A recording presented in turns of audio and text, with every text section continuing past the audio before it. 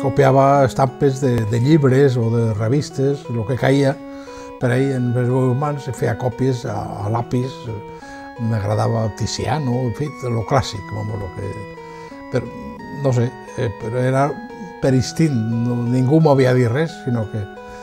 I bueno, ja poquet a poquet, pues ja en el batxillerat ja tenia un professor de dibuix que me va orientar, Francisco Díez, li deien, sí.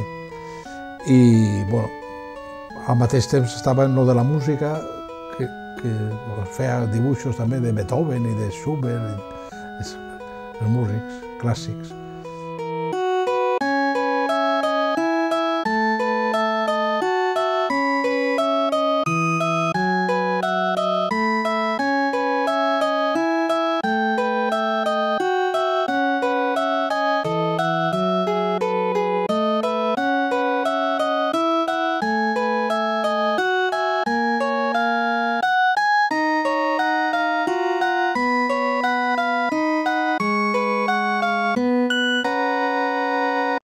Pues lo normal, jo crec que a tots els xiquets ens agrada dibuixar i ens agrada fer coses i claro, lo que passa és que entonces, en aquells anys no havia les facilitats que hi ha avui de classes de papers, de rotuladors, de llapiceres de color, era blanc i negre, com les pel·lícules, no?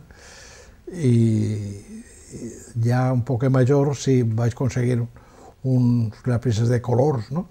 I feia paisatgets i coses així. El que jo crec que no és distint la meva experiència en l'art a la de qualsevol xiquet de 8 o 9 anys, que és quan uno comença a fer coses.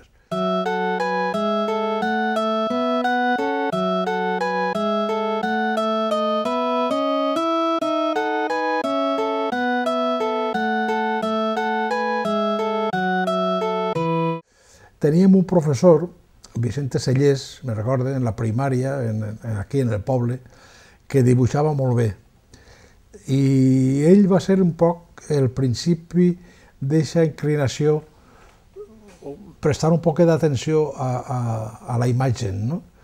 Perquè era bon dibuixant i mos donava papers de colors que retallaven i feien uns collages que adornaven després la classe. Això sí que me va colpir en aquell moment, no? Utilitzar, retallant trossos de color i fem dibuixos més o menys abstractes, ens deixava llibertat i després apegaven i anaven adornant la classe per una banda. I això va influir, jo penso que molt, en la meva atenció respecte a la pintura i a l'escultura i a lo que és el dibuix i tot això, no? Res formal, no? Però, bueno, ja després en el col·legi en Alacant, en els maristes, que em va portar mon pare als maristes, pues sí que dibuixava en la pissarra el que m'ocorria i, clar, era admirat per tots els companys, no? De lo bé que dibuixava, no?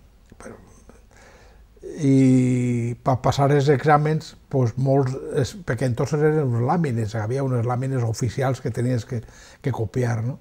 I jo els ajudava, molts companys els ajudava a ells perquè no tenien la mà que jo ja tenia, d'alguna manera, de dibuixar, no?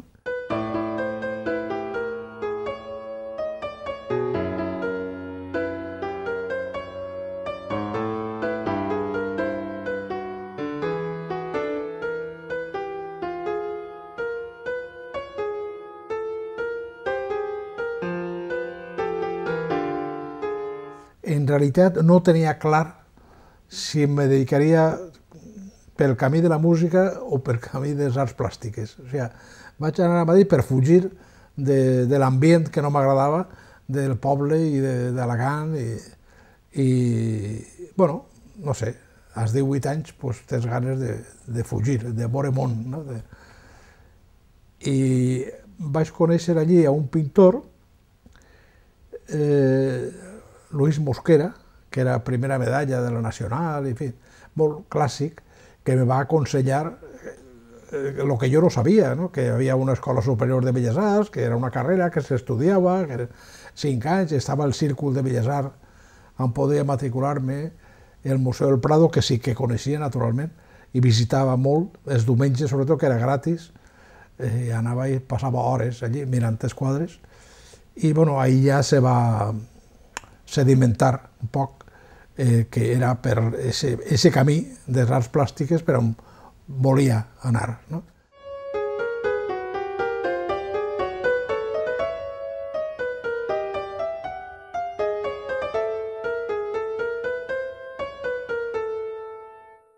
Mon pare era sastre, ma mare era bordadora, això sí, m'agradava molt veure-la a ella o ben els bolillos, que sempre m'ha paregut un misteri quin tenies que agafar, no? I bordat, ahí tinc unes 4 coses que va bordar ella de jove per la xovar, que se deia, per casar-se. Vamos, era una bordadora professional, no? A part de que jugava en el taller de mon pare, claro. I havia una inclinació, de certa manera, que jo que sí, tot influeix en la nostra vida, perquè ella dibuixava bé i era aficionada pues això, a bordar, ja de molt xicoteta, no? I se va pintar la capella del poble, com li diuen, Eleodoro Guillén. Eleodoro Guillén era un pintor d'Alcoi que va ser primera medalla de la Nacional, en fi, era un pintor d'àmbit local però conegut i reconegut i pintava molt bé.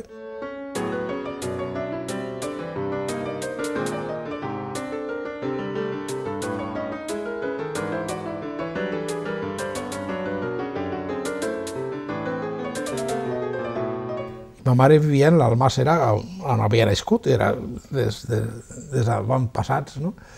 I a ella li agradava molt anar a l'església quan estava pintant i mirar el que estava fent el mestre, no? I clar, el mestre, a fumar-se un cigarret, baixava i amb l'abuelo van fer amistat, serien més o menys de la mateixa edat, perquè ma mare entonces tindria 10 o 12 anys, no tenia més.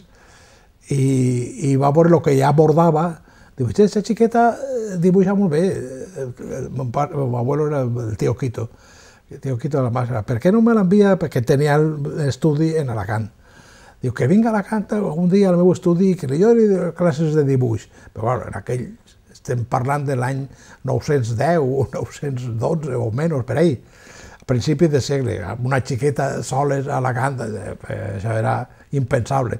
De família de llaurador, perquè l'abuelo era llaurador, l'Almàssera són 3 mesos de faena, o 4, no? I de més temps tenia el bancal, i clar, una xiqueta bordar, sí, bordar, a jugar en casa, perquè tots teníem en casa gallines i conills, i havia que fer-ho tot en casa, pastar el pa, fer tot, anar, no havia àvia, naturalment, corrent en les cases, havia que anar a la font.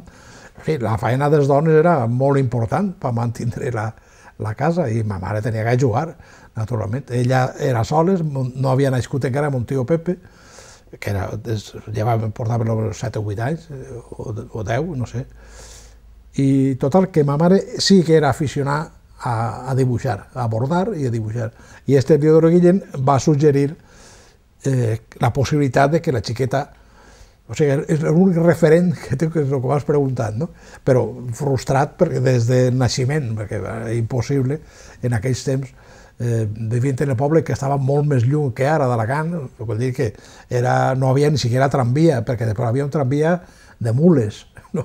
Però encara no s'havia posat el tramvia de mules, havia que anar en carro, o a peu, naturalment. És que treballaven en el port o en la fàbrica de tabacos, que anaven molts de Mutxamel a treballar, anaven a peu. Són 10 quilòmetres, no són molts, però tots els dies anar i tornar a peu.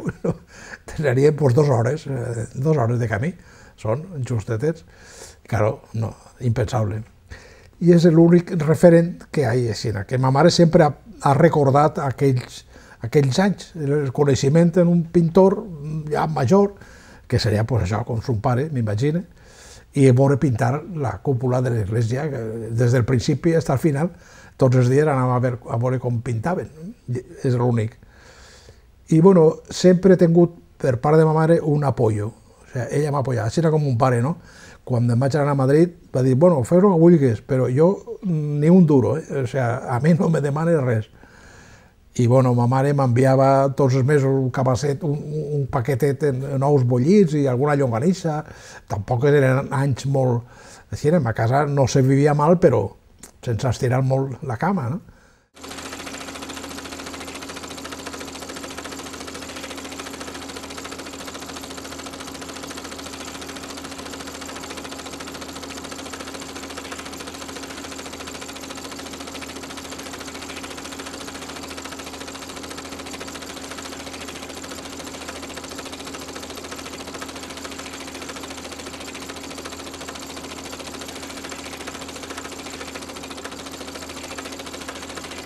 De la guerra, els records que uno té, jo tenia 8 anys, era de tindre més llibertat.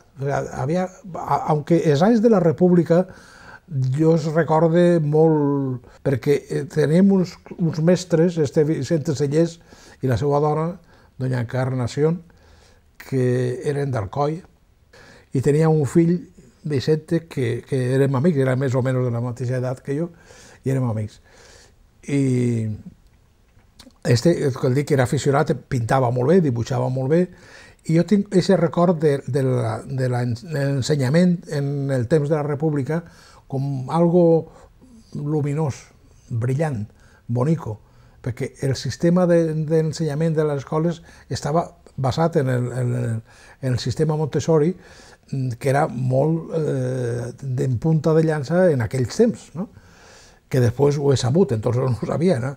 Però mos escrivien en xiquets i xiquetes de França i de Portugal, antes de Portugal, tenia una amigueta de Portugal que m'escrivien, el mestre vos traduïa, i, en fi, o sigui, algo impensable en aquells temps, estem parlant dels anys 30, no? I mos ensenyaven cançons, cantaven el cor, teníem un cor que cantaven cançons franceses i portugueses, espanyoles, claro, i teníem un trosset de terra cada un, tots els alumnes per parelles, teníem un trosset que plantaven les coses de temporada, quan se planten les faves, com se cultiven, els tomates, en fi, sabíem l'agricultura el que era una cosa viva, no?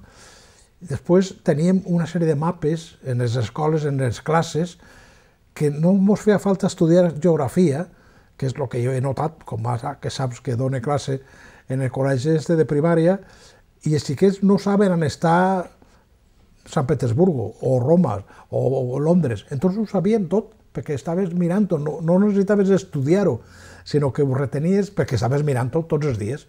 Pel passillo hi havia mapes d'Espanya, d'Europa, d'Àsia, de tot el món.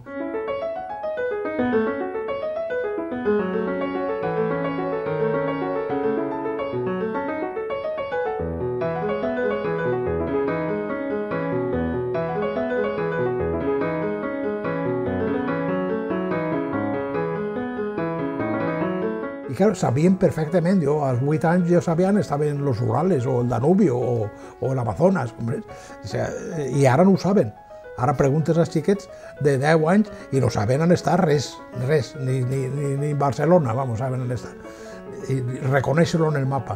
I era molt important perquè descobries, perquè estava senyalitzat pels professors, un puntet allà enmig de tot el món on estava Buchabel. O sigui, Buchabel formava part del món.